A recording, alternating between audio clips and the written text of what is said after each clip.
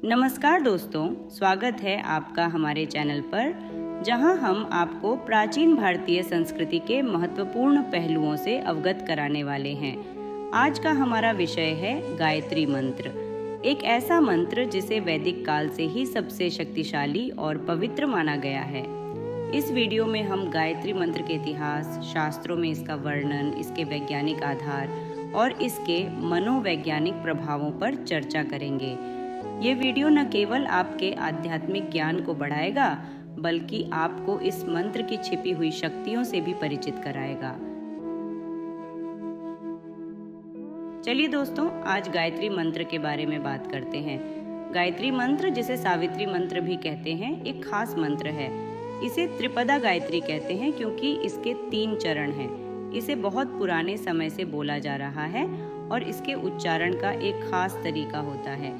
गायत्री मंत्र बोलने से पहले मन को शांत और एकाग्र करना बहुत जरूरी है। ये है गायत्री मंत्र ओम भूर्भुवः स्वः तत्सवितुर्वरेण्यं भर्गो देवस्य धीमहि धियो यो नः प्रचोदयात्। इस मंत्र का मतलब है, हे सबको बनाने वाले, हम आपके दिव्य प्रकाश का ध्यान करते हैं। आप हमारी बुद्धि को अच्छे रास्ते पर ले जाएं। इस मंत्र में ब्रह्मांड के तीनों लोकों का ध्यान किया जाता है और गायत्री माँ से ज्ञान और बुद्धि मांगी जाती है। गायत्री मंत्र को महामंत्र भी कहा जाता है क्योंकि ये सभी मंत्रों का सार है।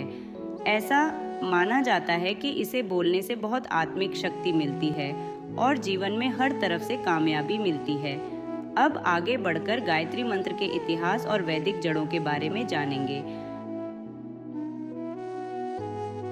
अब हम बात करेंगे गायत्री मंत्र के शास्त्रीय प्रमाणों की, जो भगवद गीता, ऋग्वेद, उपनिषद और अन्य शास्त्रों में मिलते हैं। भगवद गीता के अध्याय 10 श्लोक 35 में भगवान कृष्ण स्वयं कहते हैं, गायत्री छंदों में मैं हूँ। यह वाक्य इस बात का स्पष्ट प्रमाण है कि गायत्री मंत्र की महत्ता स्वयं भगवान के द्वारा स्थापित की गई है। भगवान कृष्ण ने इसे सभी वैदिक छंदों का सार बताया है, जो इसे सभी मंत्रों में सर्वोच्च स्थान प्रदान करता है। इसका अर्थ है कि गायत्री मंत्र का उच्चारण और अभ्यास न केवल आध्यात्मिक उन्नति के लिए है, बल्कि यह ब्रह्मांडीय ज्ञान और चेतना के साथ सीधा संबंध स्थापित करता है। ऋग्वेद, जो हिंदू धर्म के सबसे प्राचीन और पवित्र ग्रंथों में से एक है, में गायत्री मंत्र का उल्लेख मिलता है। यह मंत्र ऋग्वेद के 3 मंडल के 62वें अध्याय के 10वें श्लोक में वर्णित है। यह उल्लेख इस बात का प्रमाण है कि गायत्री मंत्र की उत्पत्ति वैदिक काल से हुई है और यह ज्ञान का मूल स्रोत है, जो सूर्य देवता की उपासना का प्रतिनिधित्व करता है और मानसिक शुद्धि और ज्ञान की प्राप्ति का साधन है। छांदोग्य उपनिषद में भी गायत्री मंत्र का महत्व स्पष्ट किया गया है। इसमें गायत्री को वाक बोली के रूप में वर्णित किया गया है, जो सभी भाषाओं और मंत्रों की जननी है। उपनिषदों में इसे परमात्मा के करीब ले जाने वाला और आत्मा को शुद्ध करने वाला मंत्र माना गया है। इस शास्त्रीय समर्थन से यह स्पष्ट होता है कि गायत्री मंत्र केवल धार्मिक अनुष्ठान का हिस्सा नहीं है, बल्कि यह आत्म साक्षात्कार और आत्मिक उन्नति का महत्वपूर्ण साधन है। महर्षि व्यास, जिन्होंने महाभारत की रचना की, उन्होंने भी गायत्री मंत्र को वेदों का सार और ब्रह्मांडीय ज्ञान का मूल बताया है। श्रीमद् भागवत में भी गायत्री मंत्र का उल्लेख किया गया है, जहां इसे भगवान विष्णु के साथ जोड़ा गया है। इस ग्रंथ में कहा गया है कि गायत्री मंत्र का जप करने से साधक भगवान विष्णु की कृपा प्राप्त करता है और उसे सभी प्रकार के पापों से मुक्ति मिलती है। यह मंत्र आध्यात्मिक शक्ति और भक्ति के संयोजन का प्रतीक है। तैत्तिरीय उपनिषद में गायत्री मंत्र को सर्वे वेदा यत्पदमामनन्ति के रूप में वर्णित किया गया है, जिसका अर्थ है सभी वेद उसी पद की व्याख्या करते हैं जो गायत्री मंत्र में है। ये शास्त्रीय प्रमाण इस बात का समर्थन करता है कि गायत्री मंत्र का उच्चारण और जप सभी वेदों का सार है और ये सभी प्रकार के वैदिक ज्ञान का स्रोत है। महाभारत के रचयिता महर्षि व्यास ने भी गायत्री मंत्र को वेदों का सार और ब्रह्मांडीय ज्ञान का मूल बताया है। उन्होंने इस मंत्र को संसार के सभी प्रकार के दुखों और क्लेशों को दूर करने वाला मंत्र बताया है। महर्षि व्यास का यह उल्लेख शास्त्रीय प्रमाण का एक और उदाहरण है, जो इस मंत्र की महत्ता को दर्शाता है। इस वीडियो में हम गायत्री मंत्र के वैज्ञानिक पहलू और इसके मनोवैज्ञानिक प्रभावों पर गहराई से नजर डालेंगे। इस मंत्र की ध्वनि तरंगें हमारे मन और शरीर पर सकारात्मक प्रभाव कैसे डालती हैं।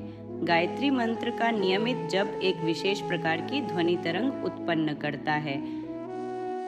ये ध्वनि तरंगें हमारे मस्तिष्क की तरंगों के साथ तालमेल बिठाती हैं, जिससे मन शांत होता है, तनाव कम होता है और मानसिक स्पष्टता बढ़ती है।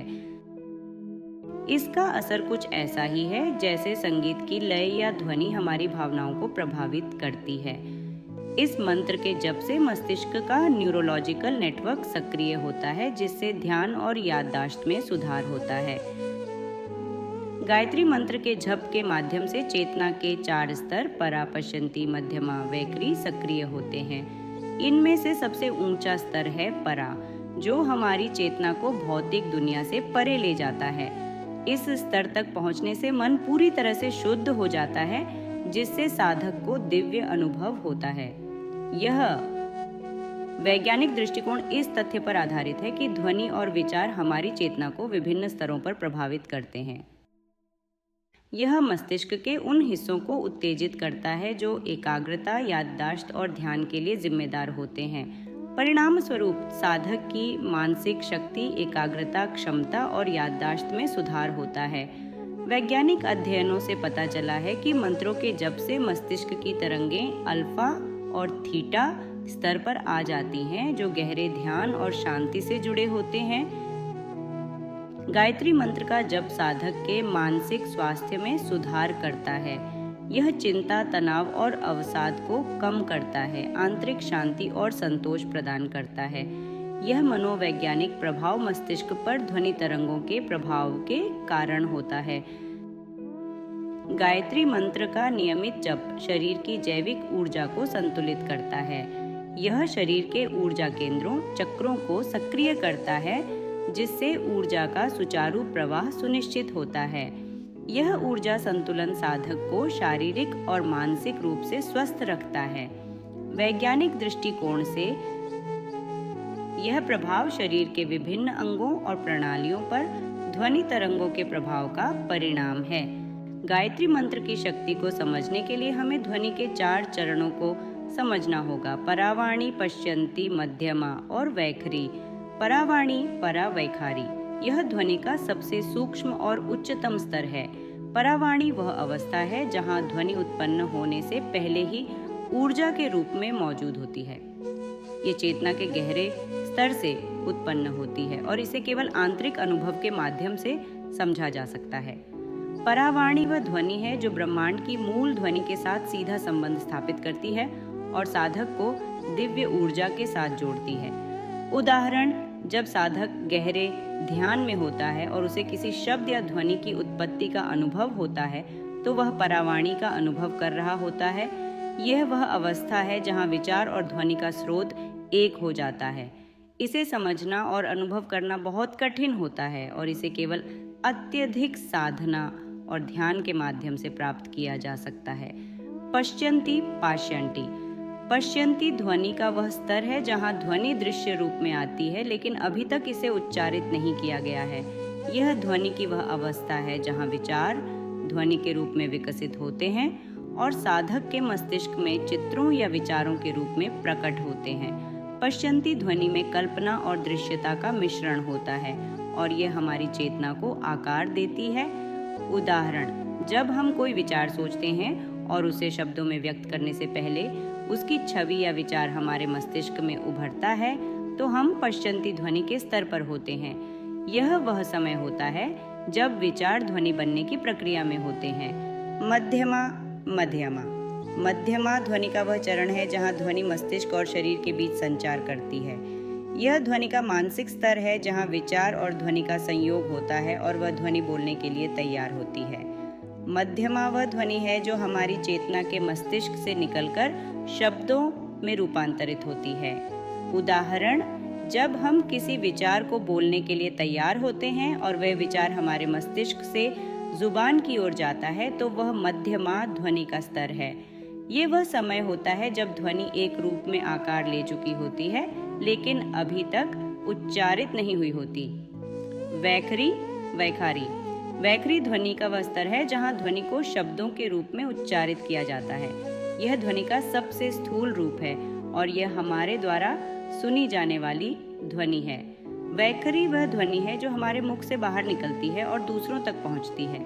यह ध्वनि की वह अवस्था है जहां मंत्र का प्रभाव सबसे अधिक स्पष्ट होता है।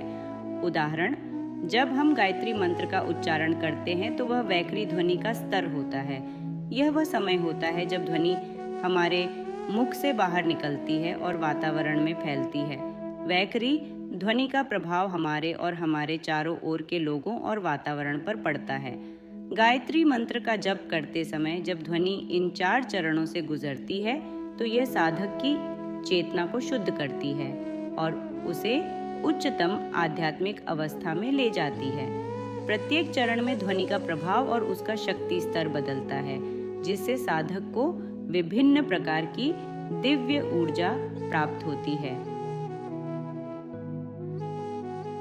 गायत्री मंत्र, जो कि वेदों का सबसे शक्तिशाली मंत्र है, हमारे जीवन को शुद्ध और पवित्र बनाने में अद्वितीय है। आइए जानते हैं कि इसे सही तरीके से जपने के लिए हमें किन बातों का ध्यान रखना चाहिए।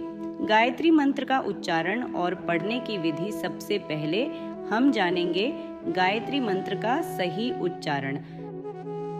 ओम भूर्भुवः स्वः तत्सवितुर्वरेण्यं भर्गो देवस्य धीमहि धियो यो न प्रचोदयात्। ओम भूर्भुवः स्वः यह मंत्र का प्रारंभ है, जिसमें 3 लोकों भू भुवः स्वः का उल्लेख है। यह मंत्र को शक्ति और दिव्यता प्रदान करता है। तत्सवितुर्वरेण्यम, हम उस दिव्य स्रोत की उपासना करते हैं जो पवित्र और पूजनीय है। भर्गो देवस्य धीमहि, हम उस दिव्य प्रकाश को ध्यान में रखते हैं जो हमारे विचारों को शुद्ध करता है। धियो यो न प्रचोदयात्, वह हमें सत्य और ज्ञान की ओर प्रेरित करे। गायत्री मंत्र का उच्चारण करते समय स्पष्ट और मध्यम स्वर में इसे बोलें। ध्यान रखें कि हर शब्द का सही उच्चारण हो और इसका अर्थ समझते हुए इसे जपें। गायत्री मंत्र का जप करने का सबसे शुभ समय है सुबह का ब्रह्म मुहूर्त, यानी 4 AM से 6 AM। इस समय की शांति और एकाग्रता आपके ध्यान और साधना में अद्भुत ऊर्जा भर देती है।